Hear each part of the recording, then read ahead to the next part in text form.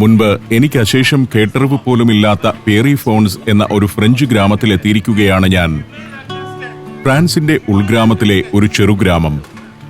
Tourism വലിയ തോതിൽ വളർന്നു കഴിഞ്ഞിരിക്കുന്നു ഇവിടെ. റെസ്റ്റോറന്റുകളും സുവനീർ കടകളും ഹോട്ടലുകളുമെല്ലാമാണ് വഴിയോരത്ത് കാണുന്നത്. പൂത്തുലഞ്ഞ ചെടികളുമായി നിൽക്കുന്ന റെസ്റ്റോറന്റുകൾ.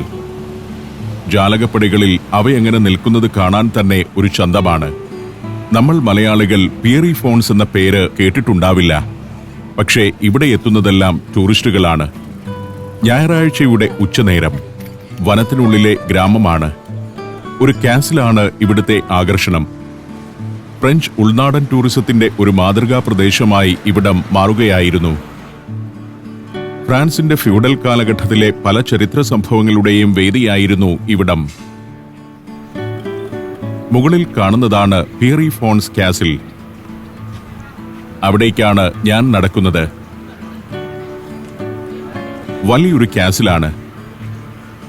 ഫോൺസ് എന്നാൽ ഫൗണ്ടനാണ്.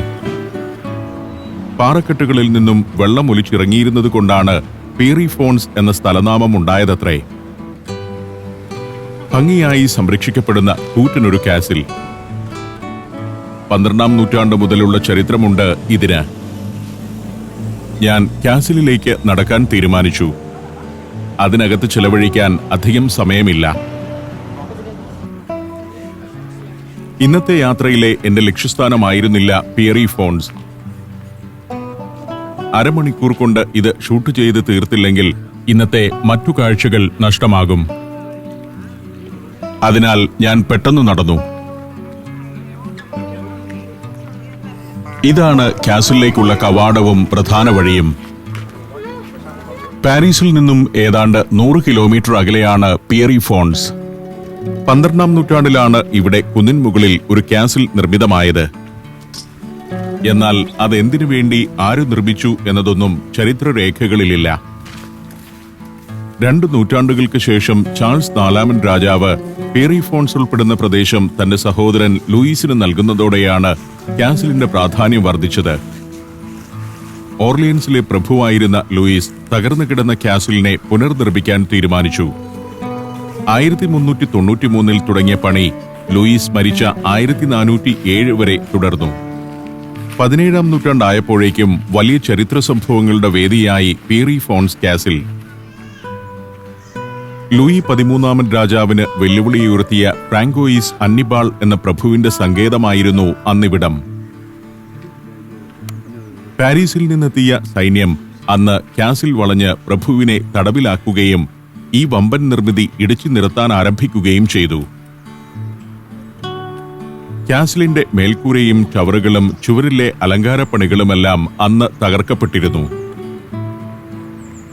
ഒരു കുന്നിന്റെ മുകളിലാണ് കാസിൽ. ചുറ്റും വനമാണ്. കുന്നിൻ ചെരുവിൽ ഇക്കാണുന്നതാണ് പിയറി ഫോൺസ് ഗ്രാമം. ഫ്രാൻസിലെ ഒരു ഉൾഗ്രാമത്തിന്റെ രൂപം ഇതാണ്. അവിടെ ഇത്തരം വീടുകളേയുള്ളൂ. ഓടിട്ടതോ ടൈൽ പാകിയതോ ആയ കൂർത്ത മേൽക്കൂരയുള്ള വീടുകൾ. പരമ്പരാഗത ശൈലിയിലുള്ളതാണ് എല്ലാം. 3 നിലയുള്ള വീടാണിത്. അങ്ങകലെ കുന്നിൻ ചെരുവിൽ ഒരു മാൻഷൻ കാണാം. ഈ പ്രദേശത്തെ ഏറ്റവും സമ്പന്നന്റെ വീടാകാം അത്. തിങ്ങി നിൽക്കുന്ന വീടുകൾ. 17ാം നൂറ്റാണ്ടിലും ഈ ഗ്രാമം ഇങ്ങനെ തന്നെയായിരുന്നു. ഇവിടെ നമ്മൾ ഗ്രാമത്തിലെ ഒരു വീട്ടിലേക്ക് ഇടിച്ചു കയറി ചെല്ലുന്നത് ആരും അംഗീകരിക്കില്ല. ക്യാമറ പോലും തങ്ങളുടെ നേരെ തിരിക്കുന്നത് ആളുകൾക്കിഷ്ടമല്ല. ഗ്രാമത്തിലെ കത്തോലിക്ക ദേവാലയമാണ് അക്കാണുന്നത്. Saint സുൾപ്പീസ് church. ഫ്രാൻസിലെ ഒരു ഉൾഗ്രാമത്തിന്റെ രൂപം ഇതാണ്. എത്ര സ്വച്ഛസുന്ദരമാണിതെന്ന് കാണുക. കോൺക്രീറ്റ് നിർമ്മിതികൾ ഒന്നുമില്ല. പഴമയുടെ ഒരു ഭംഗിയുണ്ട് കെട്ടിടങ്ങൾക്കെല്ലാം. കാസിലിന്റെ മറുവശത്തേക്കെത്തി. മരങ്ങളിൽ ഇല പഴുത്തു തുടങ്ങിയിരിക്കുന്നു. ധാരാളം ടൂറിസ്റ്റുകൾ ഇവിടെ എത്തുന്നുണ്ട്. സൈക്കിളിലും മറ്റുമാണ് ആളുകൾ വരുന്നത്. ഇവരുടെ വേഷവും അതിന്റെ കളർ സെൻസും അപാരമാണ്. ഇലപ്പൊഴിയാൻ നിൽക്കുന്ന മരച്ചുവട്ടിലൂടെ ചുവന്ന വസ്ത്രമിട്ട് നടക്കുന്ന സ്ത്രീ. ഇതൊക്കെയാണ് യൂറോപ്പിന്റെ ഭംഗി. മനുഷ്യർ കൂടി ചേരുമ്പോഴാണ് പ്രകൃതി സൗന്ദര്യം വർദ്ധിക്കുന്നതെന്ന് തോന്നും. ബൃഹത്തായൊരു കാസിൽ തന്നെയാണിതെന്ന് സമീപത്തേക്കെത്തുമ്പോൾ വ്യക്തമാകുന്നു. ലൂയി 13-ന്റെ സൈന്യം കാസിൽ ഭാഗികമായി തകർത്തപ്പോൾ ഈ ടവറുകളിൽ വലിയ ദ്വാരങ്ങൾ രൂപപ്പെട്ടിരുന്നു.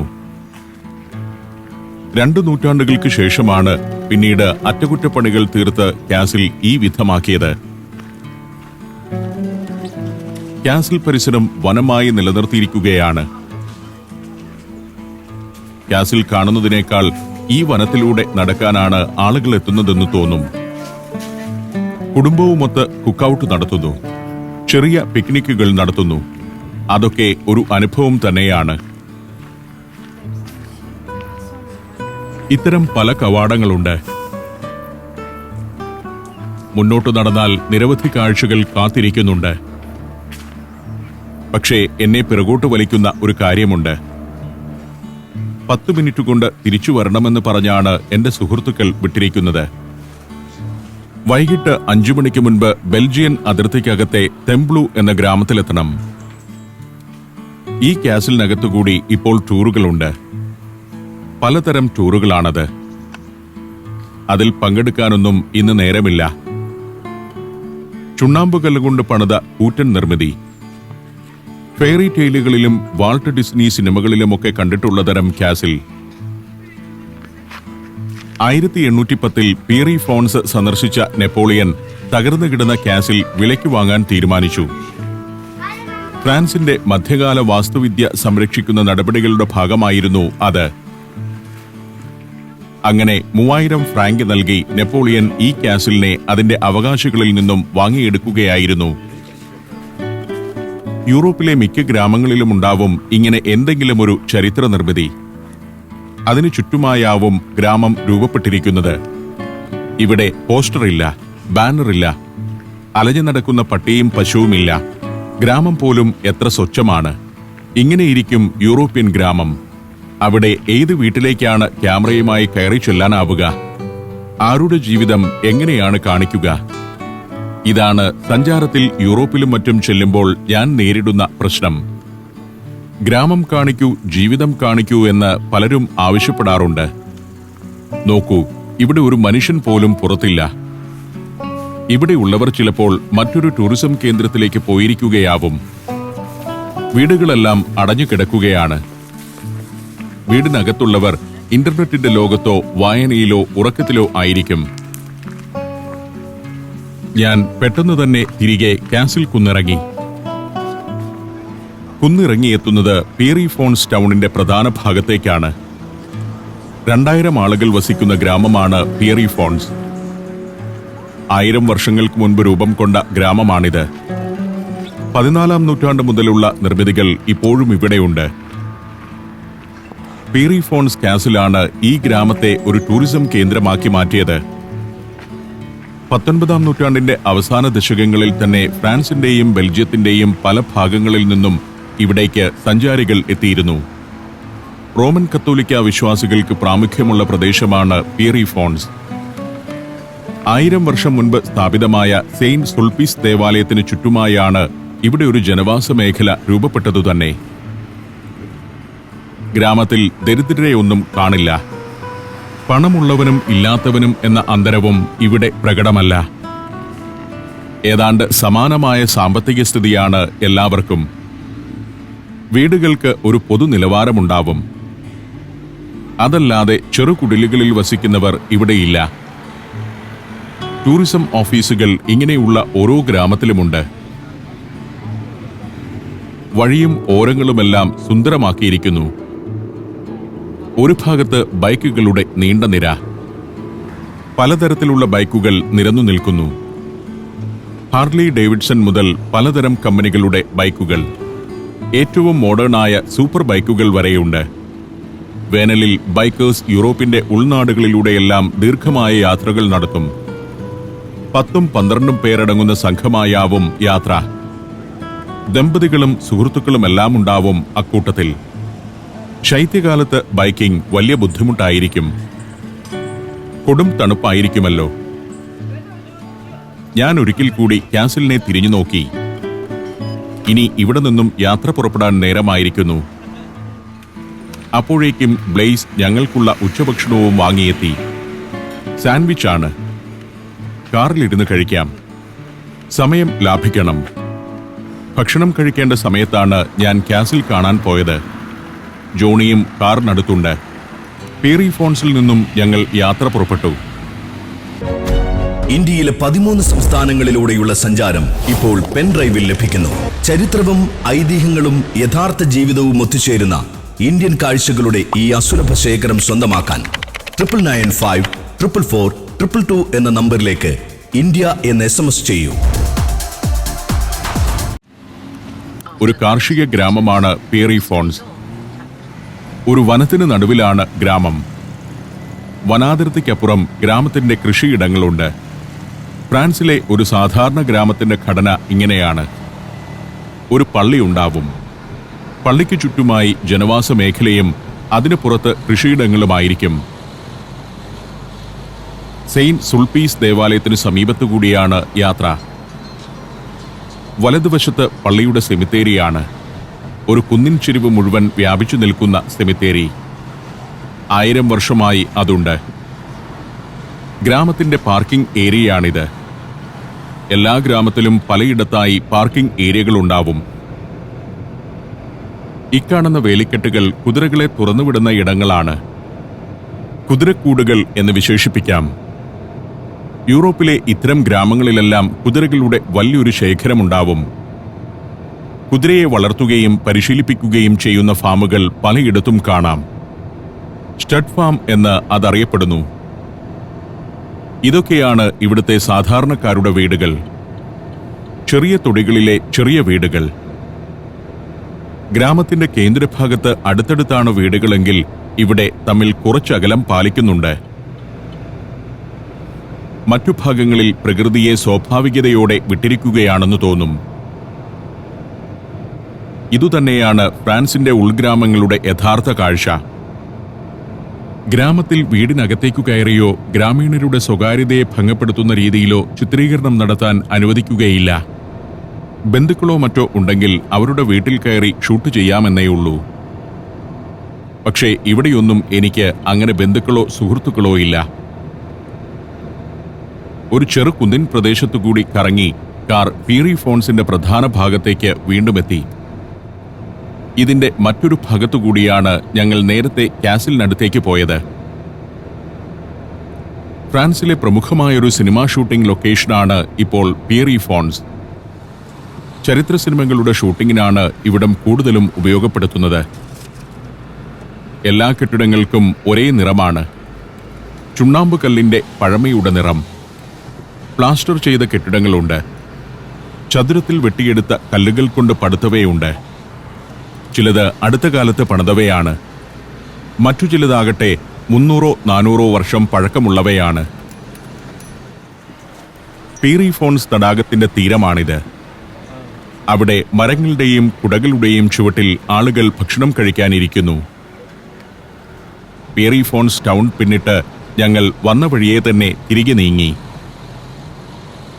ഓട്ടോ റൂട്ട് A1 എന്ന ഹൈവേയിലേക്ക് കയറാനാണ് പോകുന്നത്. 20 കിലോമീറ്ററെങ്കിലും ഓടിയെങ്കിലേ അവിടേക്ക് എത്തുകയുള്ളൂ. ഇനി കാർ അല്പം സ്പീഡിൽ വിട്ടോളാൻ ഞാൻ ബ്ലെയ്സിനോട് പറഞ്ഞു. ഇവിടെയൊന്നും അധികം സ്പീഡിൽ പോകാനാവില്ല. ഓട്ടോ റൂട്ടിൽ കയറിയാൽ അതിവേഗം പായാം. പൊതിഞ്ഞു വാങ്ങിയ സാൻഡ്വിച്ച് ഞങ്ങൾ ഉച്ചഭക്ഷണമാക്കി. പേറി ഫോൺസ് പിന്നിലായി കഴിഞ്ഞു. വീണ്ടും വനത്തിലൂടെയായി യാത്ര. ഗ്രാൻഡ് പാർക്ക് ഓഫ് ഷാറ്റോവ് എന്ന ഉദ്യാനമാണിത്. വലിയൊരു വനം തന്നെ. അത് പിന്നിട്ട് ക്ലൈറോയിക്സ് എന്ന പട്ടണവും കടന്ന് ഇനി ഓട്ടോ റൂട്ടിലേക്ക് കയറാൻ പോവുകയാണ്. ഇവിടെ ഒരിക്കൽ കൂടി ടോൾ നൽകണം.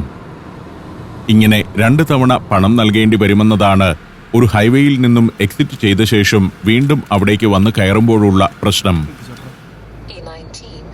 A1 ഹൈവേയിലേക്ക് കയറിയിരിക്കുന്നു. ഫ്രാൻസിൽ നിന്നും ബെൽജിയത്തിലേക്ക് ഈ ഒരു ഓട്ടോ റൂട്ട് മാത്രമല്ല ഉള്ളത്. അതിൽ ഞങ്ങൾക്ക് പോകേണ്ട ദിശയിലേക്കുള്ള ഓട്ടോ റൂട്ടാണിത്. അതെല്ലാം 6 വരി പാതകളാണ്. ചിലത് 8 വരി പാതയായിരിക്കും. യൂറോപ്പിലെ ഓരോ നഗരത്തിൽ നിന്നും ഇങ്ങനെ തലങ്ങും വിലങ്ങും നിരവധി ഓട്ടോ റൂട്ടുകളുണ്ട്. പ്രധാന മേഖലകളെയെല്ലാം കണക്ട് ചെയ്ത് അതങ്ങനെ നീണ്ടുപോകുന്നു. അതുകൊണ്ട് തന്നെ നഗരങ്ങൾ വിട്ടുകഴിഞ്ഞാൽ യൂറോപ്പിലൂടെയുള്ള കാർ ഡ്രൈവിംഗ് വളരെ ആസ്വാദ്യമാണ്. ഓട്ടോ റൂട്ടിലൂടെയുള്ള ഇത്തരം യാത്രകളിലാണ് ആധുനിക കാറുകളുടെ യഥാർത്ഥ വേഗത പുറത്തെടുക്കാനാവുക. ഒരിടത്ത് വണ്ടി നിർത്തി ഞങ്ങൾ ഇറങ്ങി. ബ്ലെയ്സിന് ഉറക്കം വന്നു തുടങ്ങിയിരിക്കുന്നു. ഇന്ന് പുലർക്കാലത്ത് ഇവർ പാരീസിലേക്കുള്ള യാത്ര ആരംഭിച്ചതാണ്. ജോണി സാരഥ്യം ഏറ്റെടുത്തു. ജോണി ലക്സംബർഗിനോടും ജർമ്മനിയോടും ചേർന്നുള്ള ബെൽജിയത്തിന്റെ ഒരു ഭാഗത്താണ് താമസിക്കുന്നത്. പറയാൻ അല്പം കഷ്ടപ്പാടുള്ള സ്ഥലപ്പേരാണ്. അതുകൊണ്ട് അത് പറയുന്നില്ല.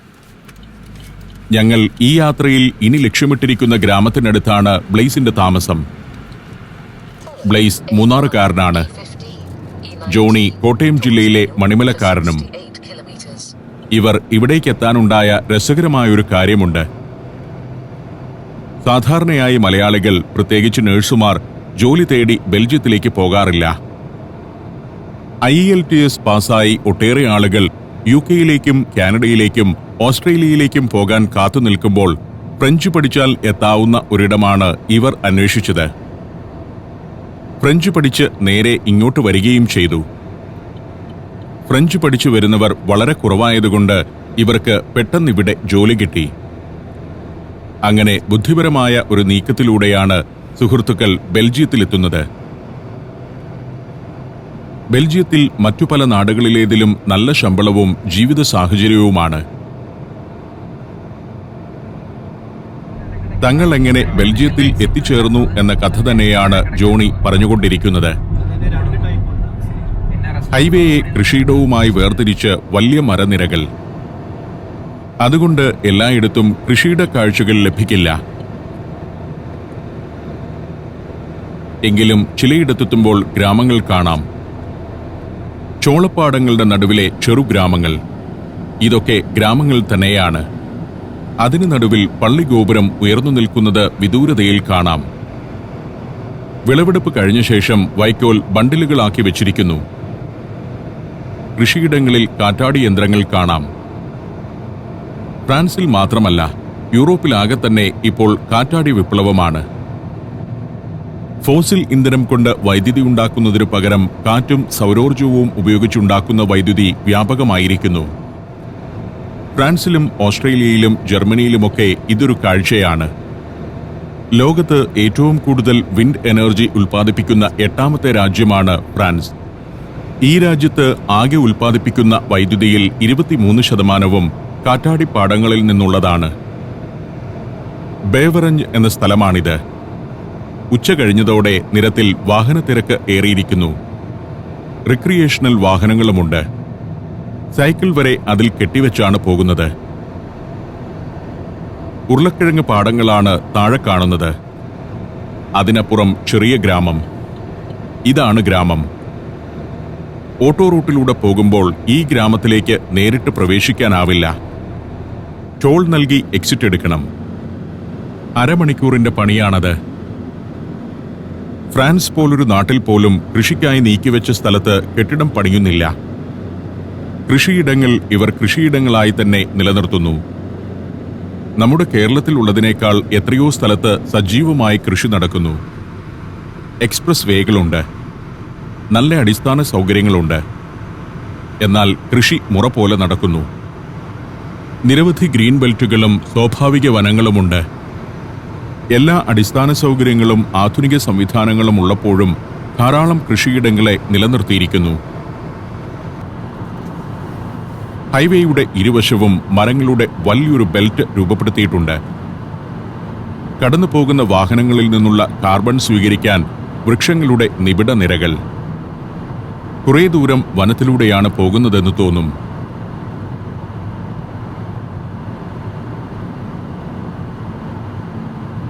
ഫ്രാൻസിന്റെ ഉൾനാടുകളിലെ കാഴ്ചകളിലൂടെ ബെൽജിയത്തിലേക്കുള്ള യാത്ര തുടരുകയാണ് ഞങ്ങൾ.